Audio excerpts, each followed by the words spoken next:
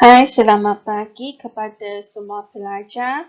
Hari ini cikgu akan ajar kamu tata bahasa kata ganda. Kata ganda. Di sini kita akan tengok ada 3 jenis kata ganda. Kata ganda penuh, kata ganda separa, kata ganda berendak. Okey, kita akan tengok dulu. Apakah itu kata ganda penuh? Kata ganda penuh terbentuk daripada proses penggandaan penuh kata dasar. Contohnya, buku-buku, diam-diam, cantik-cantik, besar-besar, tinggi-tinggi, anak-anak dan sebagainya. Kata yang digandakan sebenarnya diberikan tanda sempan. Okay, ada tanda sempan di sini. Kamu boleh tengok diam-diam. Di tengah-tengah ada sempan di sini. Jadi ini ialah kata ganda penuh. Kata ganda penuh boleh terdiri daripada pelbagai kelas kata seperti berikut. Kata nama. Contohnya, ayam-ayam, murid-murid. Kata kerja. Contohnya, baring-baring, duduk-duduk. Kata adjektif. Contohnya, besar-besar, manis-manis. Kata gandidanya. Contohnya, apa-apa, mana-mana. Kata keterangan. Contohnya, bukan-bukan. Jadi ini semuanya ialah contoh kata ganda penuh. Dan ini dia ialah kelas kata dia. Jadi kamu boleh faham? Kita tengok seterusnya. Kata ganda penuh membawa maksud seperti berikut. Okay, dia boleh bawakan maksud di sini. Yang pertama, jamak atau banyak. Contohnya, sayur-sayur. Pensel. Atau dia bawakan maksud tunggal atau satu. Contohnya, untang-untang, anai-anai. Atau dia membawakan maksud menyerupai sesuatu. Contohnya, kuda-kuda, siku-siku. Okey, boleh faham? Okay, kalau boleh faham, kita tengok seterusnya. Kita tengok kata ganda penuh yang berimbuhan. Kata ganda penuh berimbuhan ialah kata perimbuhan yang digandakan secara keseluruhan. Terdapat 3 kategori imbuhan, iaitu awalan, akhiran dan apitan. Kita tengok awalan punya. Okay, kita tengok awalan. Contohnya, ketua-ketua, kekasih-kekasih, pelukis-pelukis. Akhiran, contohnya, jualan-jualan, amalan-amalan, ajaran-ajaran. Apitan, contohnya, perniagaan-perniagaan, permainan-permainan. Kita tengok kata ganda separa yang tunggal. Ini ialah kata ganda separa, kata ganda yang jenis kedua. Okay.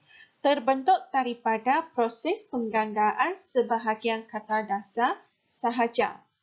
Tidak diberikan sempan. Hanya terdiri daripada kelas kata nama. Membawa maksud seperti berikut. Jamak atau banyak. Contohnya, berbunga, berpohong, terdaun. Atau dia membawakan maksud tunggal atau satu. Contohnya, jejentik, tetamu, lelaki. Atau dia membawakan maksud menyerupai sesuatu. Contohnya, tertupai, sesiku, berbola. Kata ganda separa yang berimbuhan. Kata ganda yang mempunyai imbuhan sama ada imbuhan awalan, sisipan, apitan atau akhiran. mesti disertai tanda sempan. Boleh terdiri daripada pelbagai kelas kata seperti yang berikut. Ada kata nama, kata kerja, kata adjektif. Kita tengok kata nama. Contohnya, buah-buahan, sayur-sayuran, orang-orangan. Kita tengok kata kerja. Contohnya, bermain-main, berjalan-jalan, sahut-menyahut. Kita tengok kata adjektif. Contohnya, kecil-kecilan, takut-takutan, sebesar-besar. Kata ganda separa perimbuhan membawa maksud seperti yang berikut. Bermacam-macam atau pelbagai. Contohnya, sayur-sayuran. Maksudnya di sini, pelbagai jenis sayur. Atau dia membawakan maksud menyerupai sesuatu sebagaimana kata dasarnya. Contohnya, keanak-anakan. So, maksudnya di sini ialah sifat seperti anak. Setakat ini, kamu boleh faham? Kalau boleh faham, kita tengok seterusnya. Kita sampai sini. Kata ganda berendak, iaitu kata ganda jenis yang ketiga. Atau berirama terbentuk daripada proses pengulangan huruf vokal atau konsonan sama ada di pangkal, di tengah atau di hujung perkataan. Contohnya di sini, gunung kanan atau cala bara. Terdapat juga penggandaan berendak bebas, iaitu yang tidak melibatkan persamaan bunyi. Contohnya, saudara mara, seduh, sedang. Kata ganda berendak boleh terdiri daripada pelbagai kelas kata seperti berikut. Di sini dia kamu boleh nampak. Ada kata nama, kata adjektif, kata kerja, dan kata keterangan. Contohnya untuk kata nama. Beras, pedas. Awan, gemawan. Untuk kata adjektif. Contohnya, kacau, bilau. Segar, bugar. Untuk kata kerja. Contohnya, mandi, manda. Lalu, lalan. Untuk kata keterangan. Contohnya, serta, merta. Kita tengok sini. Kata ganda berendak membawa maksud seperti berikut. Jamak atau banyak. Contohnya, bukit, bukau. Gunung, kanan. Atau dia boleh membawa maksud berbagai jenis. Contohnya, lauk pauk, sayur, mayur. Atau dia boleh membawakan maksud paling atau sangat. Contohnya, kacau, bilau, segar, bugar. Atau dia boleh membawakan maksud sering atau berkali-kali. So, ini sahaja berkaitan dengan kata ganda. Adakah kamu orang semua faham? Kalau kamu boleh faham, kita akan pergi tengok akronim. Apakah itu akronim? Baiklah, sekarang kita sama-sama siapkan latihan kata ganda. Sama-sama kita buat latihan ini. Kita tengok arahan dia.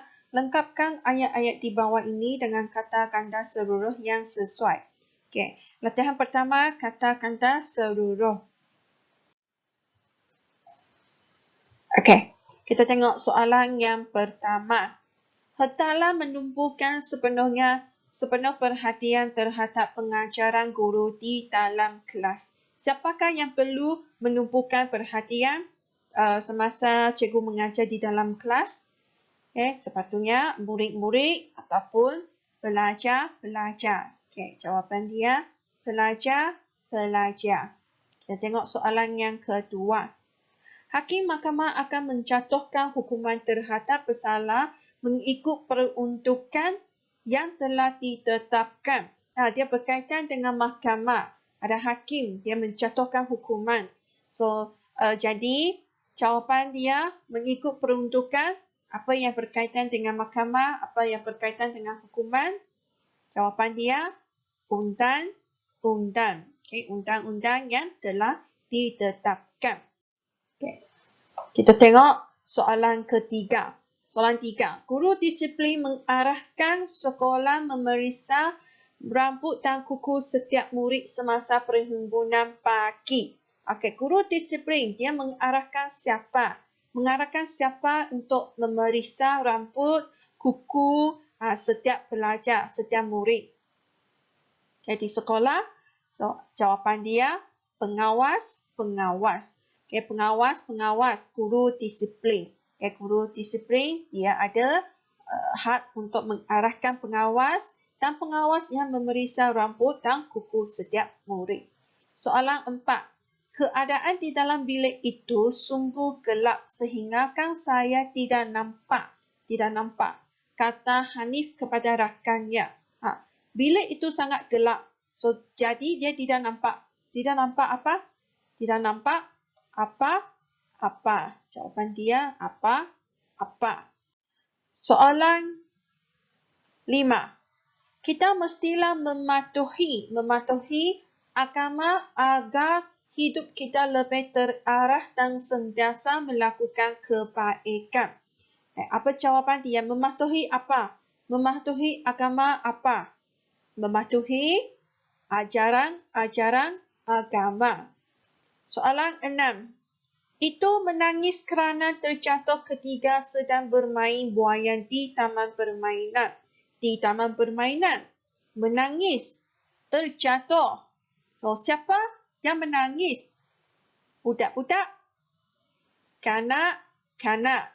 Kanak-kanak itu menangis kerana terjatuh ketika bermain buaian di taman permainan. Seterusnya, kita tengok latihan kata ganda separa tunggal. Okay, kita tengok arahan dia. Gariskan kata ganda separa tunggal yang sesuai dalam ayat-ayat di bawah. Soalan pertama. Kita tengok soalan pertama. Sayur yang dijual di Expo Craft Tangan itu laris semuanya. Apa sayur? Apa yang dijual di sana? Kita tengok. Lelapu. Lelapu sayur yang dijual di Expo Craft Tangan itu laris semuanya. Okay, soalan yang kedua. Abang sedang menolong ayah memasang apa? Di tingkap dapur. So, di tingkap dapur itu apa yang perlu, apa yang ayah memasang itu? Jawapan dia, jeriji. Jeriji di tingkap dapur itu. Soalan yang 3. Kakak mengisi air mawar dan minyak wangi ke dalam apa yang cantik itu? Kakak mengisi air mawar dan minyak wangi. Dalam mana? Dalam apa yang cantik itu? Dalam pebuli yang cantik itu. Kita tengok soalan yang keempat. Semalam kami menolong nenek mengisi ke dalam bantal. Mengisi apa? Apa yang perlu diisi dalam bantal kita? Okay. Jawapan dia kekabu. Kekabu dalam bantal. Soalan 5. Ibu melarang adik menyentuh sarang apa pada ranting pokok itu? Sarang apa? Dia ibu melarang adik. So maksudnya sarang yang bahaya itu lelabah pada ranting pokok itu. Soalan 6. Kita tengok soalan 6. Abang ketawa apabila melihat saya gagal menaikkan itu. Kenapa abang ketawa? Abang ketawa. Dia lihat saya gagal menaikkan. Menaikkan apa? Apa yang boleh dinaikkan ke atas langit? Lelayang. Okay, lelayang itu. Sekarang kita pergi ke latihan kata ganda separa tunggal. Gariskan kata ganda separa perimbuhan yang terdapat dalam ayat-ayat di bawah dan kamu nyatakan jenis-jenisnya. Soalan 1. Mak Jening terkenal dengan sikapnya yang suka berangan-angan. Di mana kata ganda dia yang berimbuhan? Di sini kita boleh lihat berangan-angan. So, kamu gariskan di sini. Apa jenis imbuhan dia? Awalan? Sisipan? Apitan? Jawapan dia awalan. Soalan yang kedua. Puan Haslina menjual buah-buahan tempatan di gerainya. Mari kita tengok. Mana satu kata ganda yang berimbuhan? Dapat kita tengok di sini. Buah-buahan. Jawapan dia buah-buahan. Apakah jenis imbuhan dia? Buah-buahan. An di sini. Jadi imbuhan dia akhiran. Soalan ketiga. Mokhtar berada di pejabat sehari-harian demi menyiapkan tugasan yang perlu dihantar pagi esok. Mana kata ganda dia? Sehari-harian. Apakah jenis imbuhan dia? Kita tengok. Apitan. Soalan 4. Ilmu perbidanan yang ada pada Hani diwarisi secara turun-temurun daripada nenek moyangnya. Di manakah kata ganda dia? Gariskan. Turun-temurun. Apakah jenis imbuhan dia? Sisipan. Soalan 5. Ibu berpesan supaya saya berhati-hati ketika menyertai acara beraktif di Sungai Kampar. Di manakah? Di manakah kata ganda? Berhati-hati. Gariskan dia. Apakah jenis kata ganda imbuhan ini? Berawalan. Soalan 6. Jari jemari Diana diukir dengan inai pada malam sebelum hari pernikahannya. Di manakah kata ganda dia? Jari jemari. Apakah jenis imbuhan dia? Sisipan. Boleh? Setakat ini kamu boleh? Kalau tak ada masalah, kita pergi tengok seterusnya. Latihan kata ganda perendah. Okay, sekarang mari kita sama-sama buat latihan ini.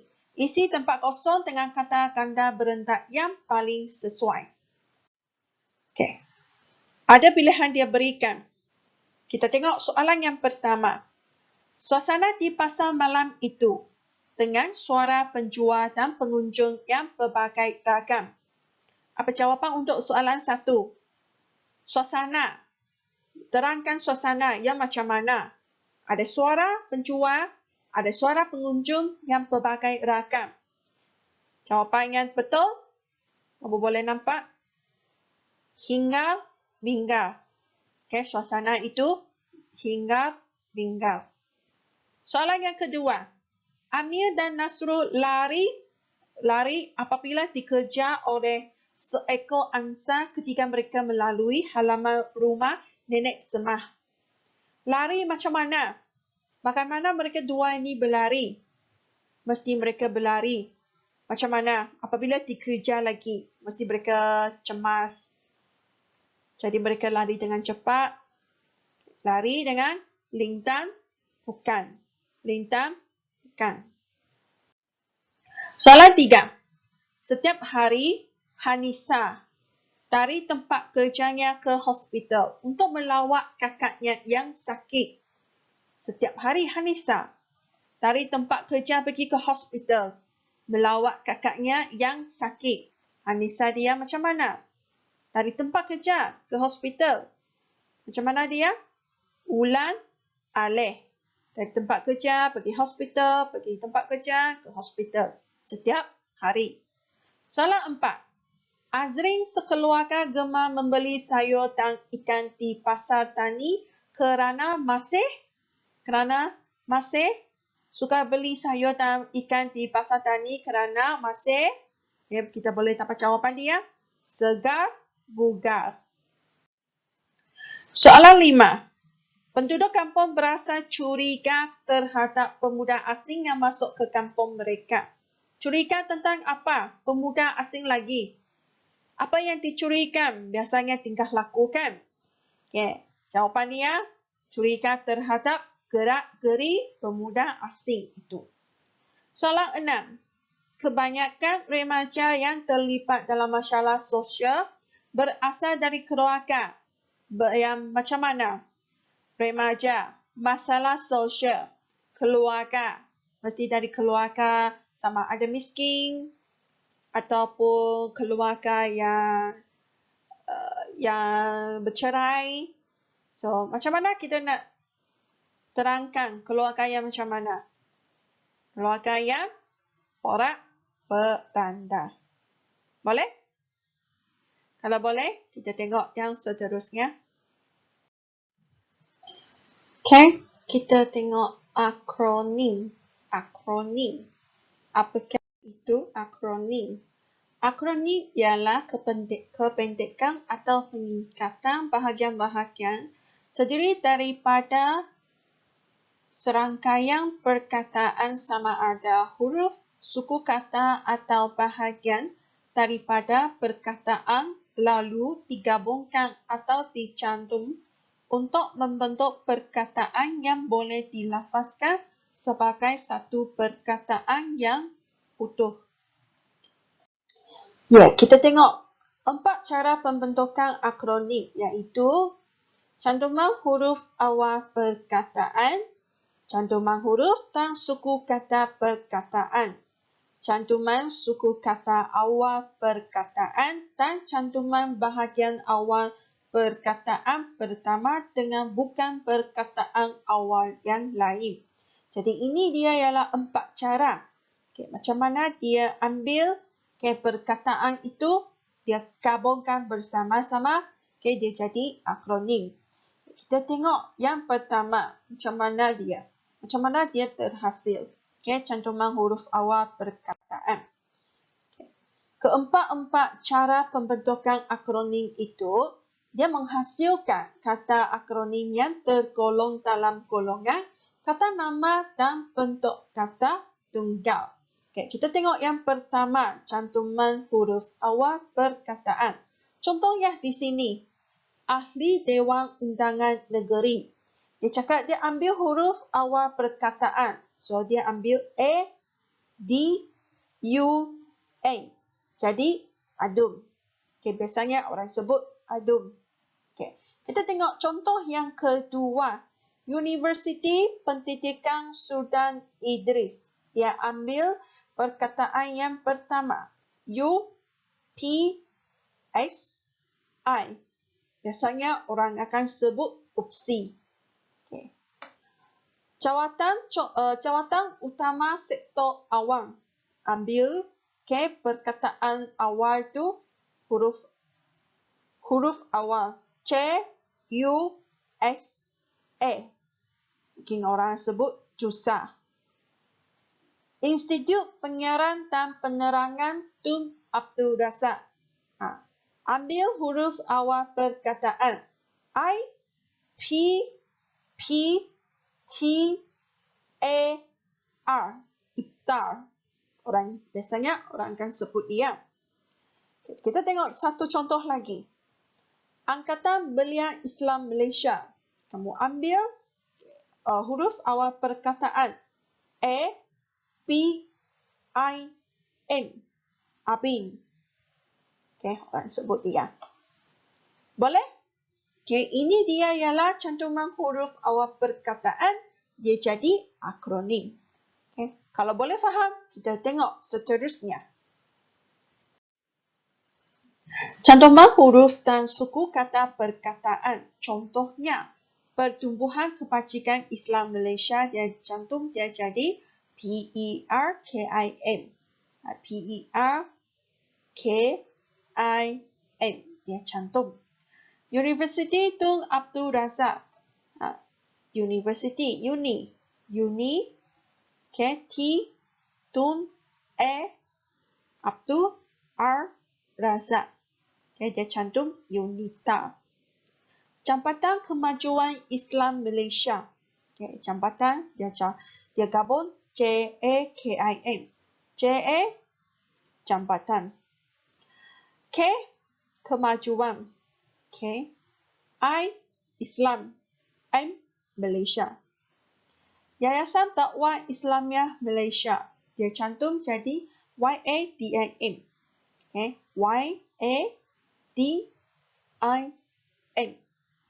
Dan satu lagi ialah Perlindungan Hidupan Liar dan Taman Negara. PR. Perlindungan Hidupan HI Liar LITA. Okay, ini ialah akronim cantuman huruf dan suku kata perkataan. Okay, kita tengok. Ada lagi cantuman suku kata awal perkataan. Contohnya, pusat latihan darat. PULADA. Pusat latihan darat. Ini cantuman suku kata awal perkataan dia. Okay. Pertumbuhan keselamatan sosial. Okay. Dia ambil suku kata yang pertama awal perkataan dia. PER, KE, KE, SO, SO, social. Okay. Kita tengok Taman Didikan Kanak-kanak. Dia ambil suku kata TA, okay, DI, KA, kanak-kanak. Gabungan Penulis Nasional. GA, PE, penulis, NA, nasional. Jadi ini ialah akronim yang jenis yang ketiga. Cantuman suku kata awal perkataan. Okay. Kita tengok. Cantuman bahagian awal perkataan pertama dengan bukan perkataan awal yang lain. Contohnya, gimnastik berirama. Dia yang ini diambil GIM. Gimnastik diambil GIM. Yang perkataan ini dia bukan perkataan awal dia ambil. Dia ambil rama. Jadi dia gabung jadi jim rama. Kita tengok. Cendera tolak. Okay, cendera tolak. Cendera dia ambil bahagian awal perkataan JIM. Okay. Tolak dia terus ambil jadi tolak. Pukul rata dia ambil bahagian awal perkataan PU. Rata dia ambil bersama-sama. Okay, jadi rata. Asbut. Asbut ni asap kabut. So, maksudnya asap kabut ini dia jadi asbut. Gabungan dia jadi begitu. Okay. So, setakat ini kamu boleh faham tentang akronim-akronim. Macam mana dia hasilkan perkataan dia yang panjang. Lepas tu dia gabungkan cantuman. Jadi satu akronim dia. Baiklah, sekarang mari kita sama-sama buat latihan akronim ini. Kita tengok arahan dia. Nyatakan nama penuh bagi setiap akronim yang bergaris dalam ayat-ayat di bawah ini. Mari kita tengok. Kita tengok soalan yang pertama. Ibu bapa digalakkan menghantar anak mereka yang berumur 4 tahun ke Tatika. Apa perkataan penuh untuk Tatika? Kita tengok jawapan dia. Taman Didikan Kanak-kanak. Akronim dia Tatika. Untuk soalan yang kedua, cendolak terpaksa digunakan untuk meratakan kawasan yang berbukit sebelum kerja-kerja pembangunan dimulakan. Apakah nama penuh untuk akronim ini? Cendolak. Kita tengok jawapan penuh dia. Jawapan. Cendera tolak. Cendera tolak ialah nama penuh dia. Seterusnya. Kita tengok. Seterusnya. Soalan yang ketiga. Pelipatan Meritan dalam pertandingan jenrama menyebabkan dia berpeluang mengunjungi beberapa buah negara. Okay, kita tengok akronim ini, JIMARA. Okay, JIMARA, okay, apa nama penuh dia? Kita tengok jawapan dia. Gimnastik berirama. Gimnastik berirama. Okay, seterusnya, soalan yang 4, kita tengok. Setelah pulang daripada mengikut kursus kepolisan di Pulada, gaya dan penampilan Azmi Gian berubah. Okay, apa nama penuh untuk Pulada ini? Okay, Pulada di polis. So, maksudnya dia ikut kursus polis. Mungkin, so jawapan dia ialah Pusat Latihan Darah. Dia ikut suku kata di awal perkataan dia. Jadi, nama penuh dia Pusat Latihan Darah. Okay, soalan yang kelima. Lulusan UPSI dalam bidang perguruan diakui terbaik dan diyakini masyarakat. Okay, so untuk nama penuh untuk UPSI ini ialah Universiti Pendidikan Sudan Idris. Okay, seperti nota yang cikgu berikan tadi ada berkaitan dengan yang ini, UPSI. Dia ambil huruf awal huruf pertama di setiap perkataan dia.